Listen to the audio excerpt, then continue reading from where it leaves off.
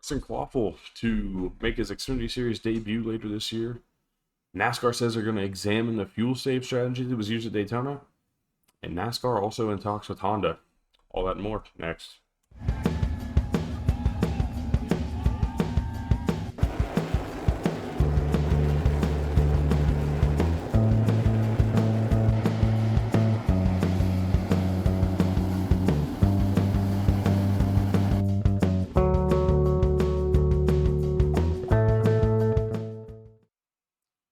How's it going, guys? Welcome back to Racing Pulse. I'm your host, Tyler Isley, and we have, yet again, more news to share today. Now, I know I'm a little late getting to the NASCAR Honda stuff, but don't worry, stick around. That's going to be towards the end of the video. I'm going to kind of give my thoughts and where I feel with this thing, basing a lot of things off of the Adam Stern article and stuff that was put out just over a week ago now. I know, like I said, I know I'm a little late to the party, but I really wanted to take my time and gather what I could to bring you guys kind of my best opinion on it. This isn't really a reporting of sorts, which I don't do. I normally just give opinions and kind of talk through things. But this is one I really wanted to wait and just see what it looked like first. Because at first I thought it was just kind of one of those like fake articles that I didn't really want to look into too much. But the more I've seen it, the more I've seen people were talking about it, I kind of wanted to give some thoughts on it myself. But I'm going to start today with Carson Kvapil. He is going to make his NASCAR Xfinity Series debut at Martinsville with Junior Motorsports, of course. That's who he drives for in late models. He's going to be driving the 88 car at Martinsville, which means I think that kind of rules out Dale Jr. running at least one of the Martinsville races. I do believe they go there twice. I think it's a good place to start him off, get him kind of where he's good at. That's kind of what they did with Josh Berry. You know, he ran a lot of the short tracks in his early career in the Xfinity Series. His first few races were a lot of short tracks, just getting used to the car and what it felt like. Carson Kvapil runs in the Cars Tour Series. He's been really, really good for them on the short tracks there. I think this is a perfect place to get him started. He's got some experience at Martinsville. I think it's going to bode pretty well. I would not be surprised if he's contending for a win. Now, that doesn't mean I think he's going to. I think he's probably going to finish top 15, top 10 at best. But who knows? That's a little ways down the road. I don't want to get too far into projecting for him. I just think it's a really cool move, and I think it's awesome that he's going to get the opportunity to make his Xfinity Series debut this year.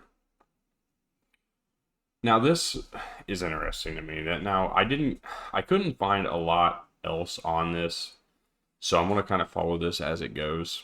But NASCAR says they're going to examine fuel saving strategy at Daytona. Elton Sawyer came out with a quote earlier that said, "Ultimately, we want to drop the green flag on the race, and they're racing as hard as they can until they drop the checkered flag," Sawyer said on Sirius XM NASCAR radio. "There's some strategy in between there, and we will definitely take a much deeper dive into this particular situation and strategy that goes into it." Now, I think that's supposed to say deeper dive. I pulled the quote directly from the article on Jayski's website. So if that is if that's typoed, it wasn't me. I copied and pasted it. Now, this is interesting to me. Okay, I think that this is. I don't know how you can do this. Okay, because the reason they're fuel saving is because of the way the car is. Okay, the car takes longer to fuel than it does to change tires now. So guys aren't taking tires under green flag. That's just not happening. The reason they're doing that, and this is a belief that I've come up with. Now, one, tires are not wearing, so there's no need. But on top of tires not wearing, you know, it's less chance for a mistake. You come down pit road, you get a bad tire, a tire that doesn't have the valve stem breaks off of it and the tire goes down. You a loose wheel. I mean, any of those things ends your race. So why would you put that opportunity on you? Like, the worst thing that can happen here is, you don't fill the car enough. Well, thankfully there's going to be a wreck late, right? So that's one. That's the first thing. That's why they don't do it. Even though it takes as much time, the same amount of time to put tires and fill the car, less things can go bad. That's why they still do it that way. But anyways, even on top of that, this I don't know how you can address this and even enforce anything out of this. I think that looking into it's cool, but we know why. We understand why. You want a shorter pit stop when it comes down to it. You're riding around saving fuel until the end of the race. And I made a comment about this on my Daytona recap video a couple days ago. I read a comment. Somebody said the racing looked better. I even said in the video I thought the racing looked better. And it was entertaining. It was definitely entertaining. It was a solid race from my perspective until I dug deeper into it. It was still good. It was still close. There were still a lot of things happening. But the third lane didn't get to work the way it should have. It just didn't. For whatever reason, the third lane did not work when everybody was going. It worked when guys were fuel saving. So I'm going to reserve my judgment. I'm going to bring it back. I'm going to say that I don't know that this car is that much better. I just think that that's where we are right now. There's no way to fix this problem. I don't think, anyways. Now, thinking is only something that's going to get me so far, but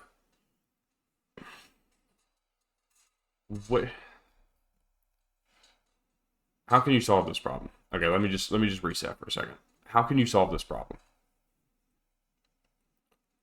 You enforce that everybody races hard? Well, how can you prove that somebody's not racing hard? How can you prove somebody's just saving fuel at this race? You really can't, unless it's the leaders. But the leaders had to, because that was their option. That was the only option that Ryan Blaney, Christopher Bell, and I believe, Todd Gilliland had at that point in the race. I mean, the three guys that stayed out on that first caution, they were the only three, and they had to save fuel. I don't believe it was Todd Gilliland. I can't remember who it was, so forgive me. But how do you take that out of this race? You can shorten stages, I guess, but then you shorten the race. I just don't see it. I don't know how you can do this, honestly. This is going to be not make or break, but it's gonna give you an idea of where people's mindsets are on what they actually do with this. Now, of course, they're just looking into it. They're just kind of seeing what and why. But I think we know what and why. You're not taking tires. Not that it would matter if you were or weren't. But you're going to be on your goal is to be on pit road for the shortest amount of time, and the only way to be on pit road for the shortest amount of time is to save fuel.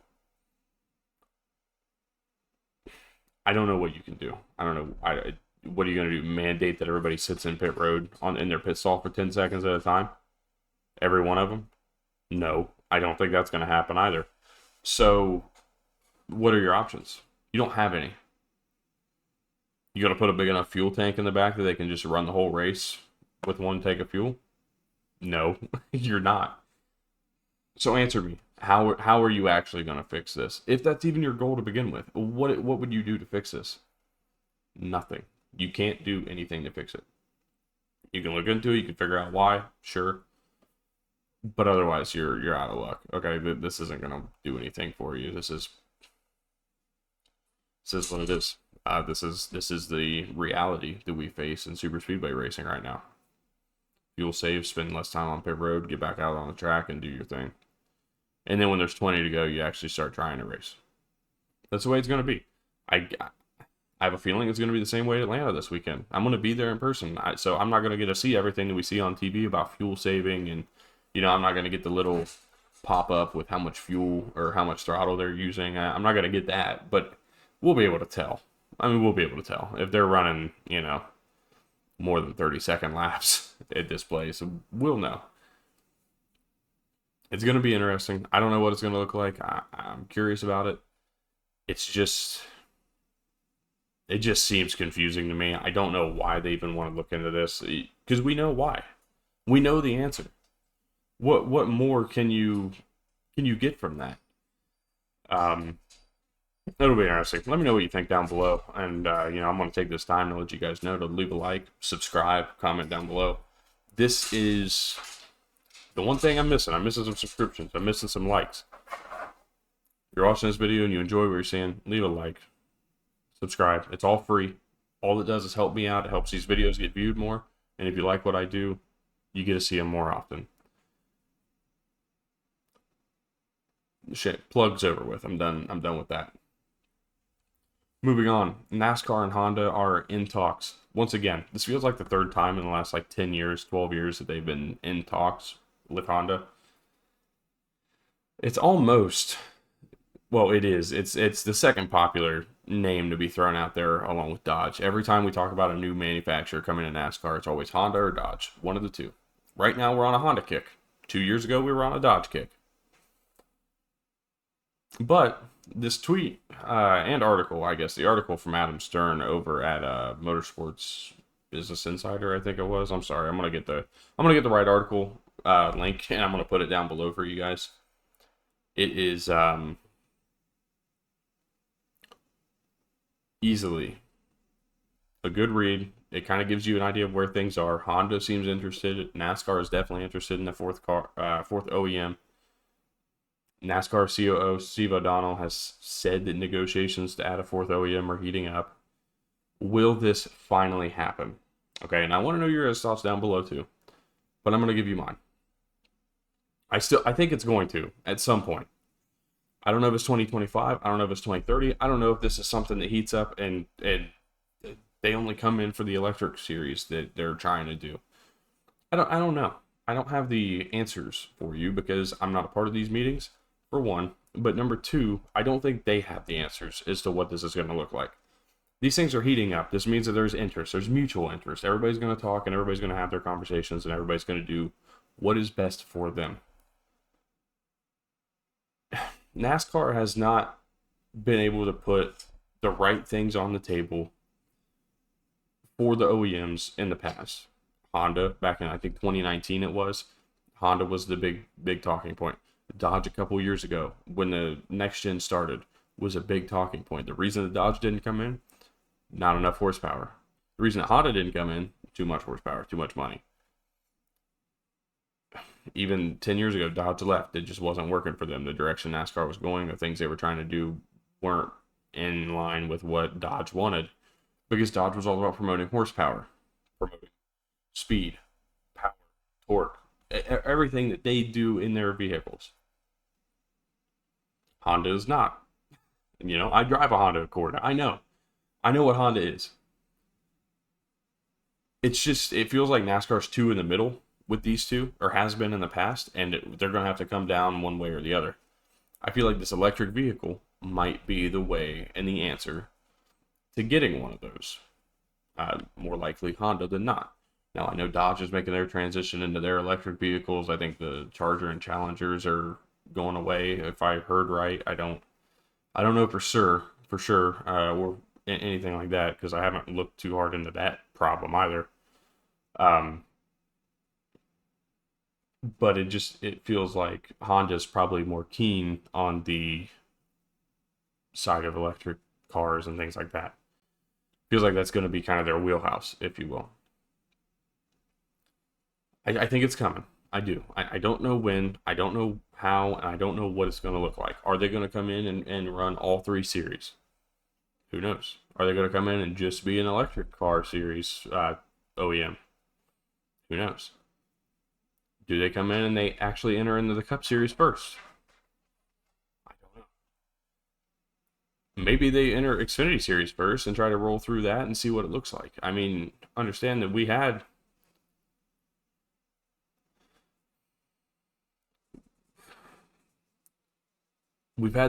these things before. We've seen these things coming close. You know, these talks have been there before. We haven't seen what they truly look like. We haven't seen anything come to fruition yet. Answers yet to be determined, but right now, I'm going to say yes. I think these things happen. I think these things come through. I don't know if it's going to be, again, 2025, 2030 before we even hear this, but I would say definitely in the near future. You know, we'll probably get a better idea, and this will probably continue to evolve as time goes on.